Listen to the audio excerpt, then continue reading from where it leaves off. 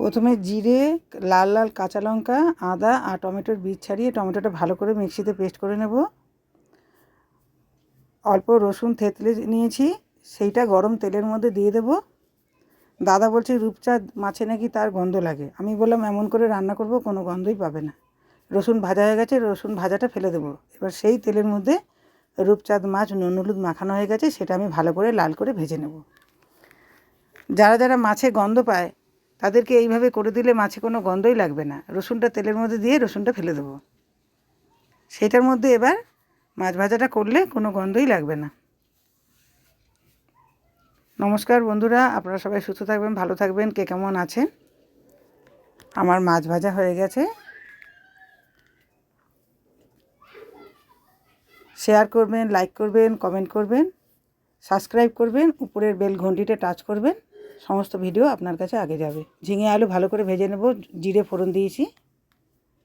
প্রথমে নুন দেব না, কেননা ঝিঙে থেকে জল বেরিয়ে যাবে। খানিকটা ভাজা ভাজা হয়ে এলে তারপরে নুন হলুদটা দেব। এবার আমি ভাজা ভাজা করে নিচ্ছি। এবার আমি নুন হলুদটা দেব। নুন হলুদ দিয়ে আবার আরেকটু ভাজা ভাজা করব।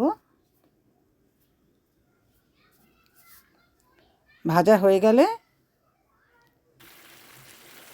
আমি মন দিয়ে রান্না করছি।